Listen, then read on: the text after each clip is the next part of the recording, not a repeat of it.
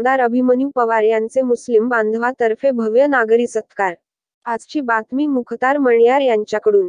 औसा विधानसभा मतदारसंघाचे लोकप्रिय आमदार अभिमन्यू पवार यांनी औसा शहरातील वैशिष्ट्यपूर्ण योजनेअंतर्गत विविध विकास कामासाठी भरघोस निधी मंजूर केल्याबद्दल अभिमन्यू पवार यांचे मुस्लिम बांधवांच्या वतीने भव्य नागरी सत्कार कार्यक्रम आयोजित करण्यात आले होते।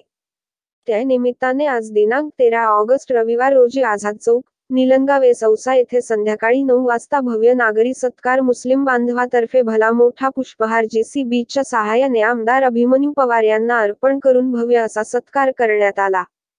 यावेळी हा सत्कारचा कार्यक्रम पाशा पटेल यांच्या अध्यक्षतेखाली घेण्यात आला।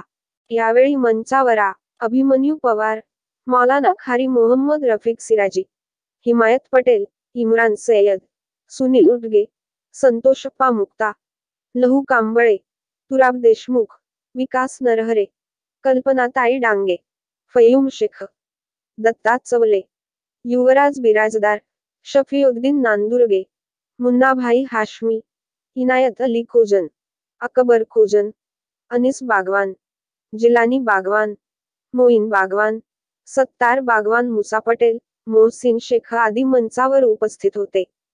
या कार्यक्रमाचे स्वागताध्यक्ष म्हणून इम्रान सय्यद यांच्या संकल्पनेतून मुस्लिम बांधवांच्या वतीने भव्य सत्कार करण्यात आला। या नागरी सत्कार कार्यक्रमात मुस्लिम बांधव मोठ्या संख्येने उपस्थित होते।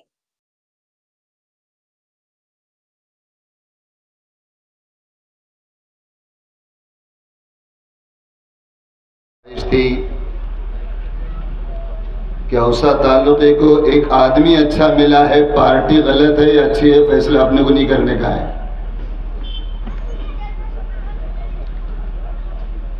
काम का आदमी है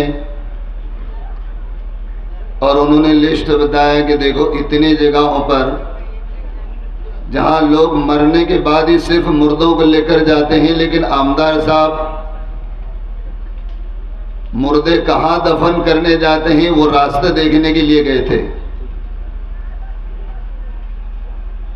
और बहुत सारे इलाके ऐसे रहे कि लोग सिर्फ आशुर खानों में पत्ते खेलने या सवारियां बिठाने जाते हैं, तो उन आशुर खानों को कुछ अच्छा सा तामीर करके वहां पर कुछ कौम की तरक्की और कौम के फायदे के कुछ काम किए जाए। इसके लिए उन्होंने कुछ आशुर खानों का भी तामीरी काम की जिम्मेदारी लेकर कुछ ताउन कर दिया है, कुछ मदद की है। अभी जो हमारे सैयद इमरान आपके सामने तफसील रखे कितने कितने दिए हैं। लेकिन एक बात मैं अर्ज ये करूंगा हमारे पवार साहब से भी और बैठने वाले जितने लोग इन सब से, सियासत कभी भी धर्म और जात पर नहीं करना है। अभी सुबह में मैं एक तराना सुन रहा था तो उसमें ये कहा गया, इस मुल्क को मुल्क जो बनाया गया है किसी जात पर नहीं बनाया गया, बल्कि इंसानियत के नाते पर और इंसानों के साथ इंसानियत से रहने के लिए इस मुल्क को मुल्क बनाया गया है। और मैं ये कहूँगा, आप जिस जात के हैं, आप जिस धर्म के हैं, आप अपनी जात में, आप अपने धर्म में मजबूत हो जाइए, लेकिन इंसानों को नुकसान पहुंचाने के लिए हरगिज कभी कदम बढ़ाकर अपने हाथ से किसी को नुकसान न पहुंचाइए। और रहा अगला मसला यह है, अगर अल्लाह ने आपको कुर्सी दिया है, अभी कोई कह रहा था कि ये कुर्सी तुम्हारे कामों की वजह से तुम्हें मिली है, मैं इस बात को नहीं मानता।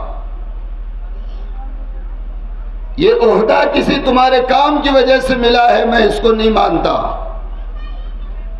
दो चीजें हो सकती हैं, या तो तुम्हारे माँ बाप का कोई कर्म, तुम्हारे माँ बाप की कोई नेकी होना चाहिए जो आज तुमको इतने सारे लोगों ने इज्जत का हार पहनाकर आइंदा आगे बढ़ाने की सबने नीयत और कोशिश की है।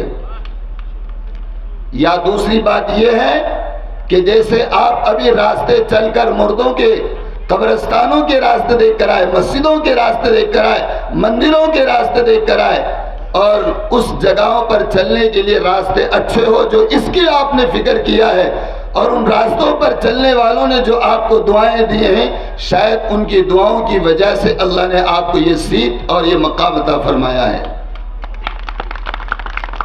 मैं ये कहूँगा आखिर में कि पवार साहब, आप इरादे बुलंद रखिए।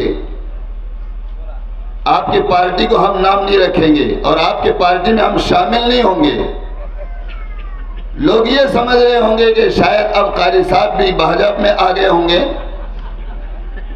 न मैं कांग्रेस का हूं, न मैं भाजपा का हूं, लेकिन हिंदुस्तान का हूं। अपने हिंदुस्तान की तरक्की के लिए जो लोग जिस पार्टी से चुनकर आएंगे, उनसे एक दरख्वास्त करूंगा, आप सिर्फ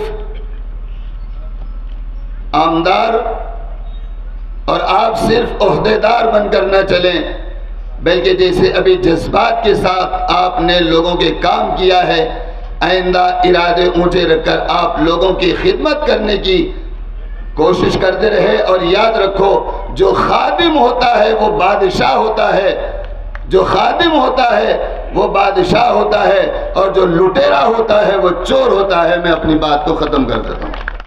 खरं म्हणजे मी इम्रान, सय्यद आणि त्याच्या सगळ्या सहकाऱ्यांचं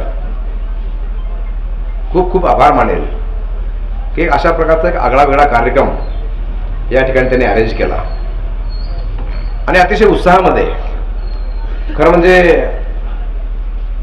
अशा प्रकारचं प्रेम पाशाभाई मला म्हणले गाडीत बसल्यावर, अरे अभिमन्यू, मी मुसलमान असून मला एवढं प्रेम दिल्ली मुसलमान रे, तुला एवढंच मिळत आहे।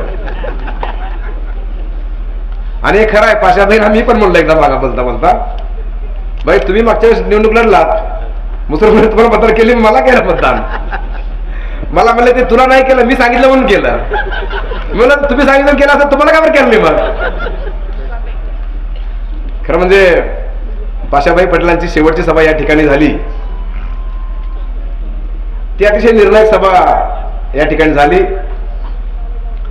भाई मला आठवतंय की तिकीट ज्यावेळेस रस्सिकेत चालली होती, त्यावेळेस मुस्लिम समाजामध्ये माझ्या नमाज अदा करणे, चादर चढवणे, मला तिकीट मिळावं म्हणून, हे कुणाच्याही नशिबात नव्हतं किंवा नाहीये। आणि मला आठवतंय माझा निकाल लागल्यानंतर तहसील समोर आरतीची गाडी होती आणि अनेक मुस्लिम तरुण त्या ठिकाणी नाचत होते, गुलाल उधळत होते। आज तक नाही इंटरव्ह्यू घेतला, आज पण तो युट्यूबवर आहे। म्हणजे इतकं प्रेम फार कमी लोकांच्या नशिबामध्ये असतं, ते माझ्या नशिबात आलंय। काहीतरी पूर्वजनाची पुण्याची म्हणल्याप्रमाणे असणार आहे। हे खरं की आता सांगितलं संतोष अप्पानी म्हणा किंवा इम्राननी असं सांगितलं असेल, जिलानीने सांगितलं खास करून की पाशा पटलांनी मला इकडे कसं आणलं। मागच्या वेळेस पाशाभाई उमेदवार होते, आयत्या वेळेला भाईला उमेदवारी पक्षाने दिली, भाईंनी चांगला लढा दिला, दुर्दैवाने पराभव झाला। मी म्हणलं बरं झालं पराभव झाला, तर मी कुठं आलो असतो मग, हेच कंटिन्यू केले असते। पाशाभाईंना एक दिवशी देवेंद्रजीकडे स्वतः आले आणि त्यावेळेस मला चाललं होतं शहर, ग्रामीण, औसा, आणि पाशाबाईंचं मला तर मोठेपणा बघा, त्यांना मागच्या वेळेस तिकीट दिलं होतं, यावेळी त्यांना तिकीट मिळालं असतं। पण पाशाबाईंनी अतिशय नम्रपणे आमच्या साहेबांना सांगितलं की साहेब, जागा जर आणायची असेल तर तुम्ही माझ्याऐवजी अभिमन्यूला तिकीट द्या, मी निवडून आणतो। हे मोठेपण जर कुणामध्ये असेल तर आदरणीय पाशाबाईमध्ये ते मोठेपण आपल्याला दिसून येतं। अशा मोठ्या मनाची माणसं, आणि पाशाबाईंनी जाहीर सांगितलं की ते माझ्या चौथ्या पोरासारखं आहे आणि आजही माझ्या तेवढं पुत्र प्रेम करतात। त्यामुळे पाशाबाई, तुम्ही या ठिकाणी आलात आणि आजच्या कार्यक्रमाचे तुम्ही अध्यक्ष आहात, याचाही मला आगळा वेगळा आनंद आहे। आणि तुमच्यासोबत कासारशीची सगळी मंडळी या ठिकाणी आली आहे, काही कार्यकर्ते पण आले, त्यांनाही बघायचं होतं इकडे औषधाला कसं कसं, आमच्याकडे बरं आहे बाबा, इकडे कसं कसं बघा आले ते। आणि इम्रान तुमचं कौतुक करतो की त्यांना तुम्ही दाखवून दिलं तुझ्यापेक्षा भारी आम्ही आहोत, आता त्यांनी पुन्हा दाखवून दिलं तुझ्यापेक्षा भारी तुम्ही आहोत। असं या ठिकाणी खरं म्हणजे पटेल साहेबांच्या बाबतीमध्ये काय बोलावं तेवढं कमी आहे।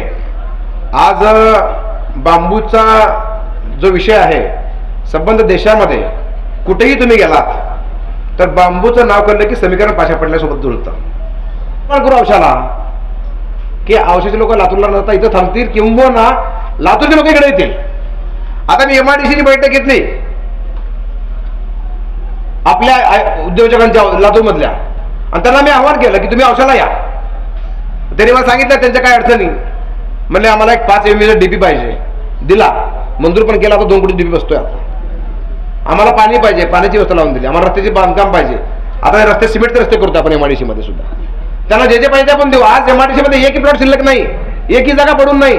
सगळ्या किराया घेतल्या. ज्यांनी कोणी प्लॉट घेऊन ठेवलेला आहे ते सगळे किरायाने गेलेले आहेत. लातूरचे उद्योजक इकडे यायला लागले.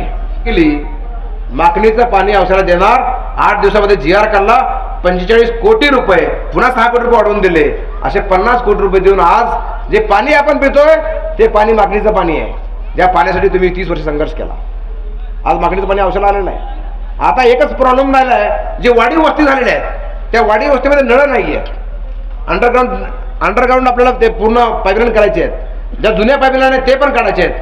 त्याचा सुद्धा 45 कोटीचा प्रस्ताव आपण तयार केला आहे.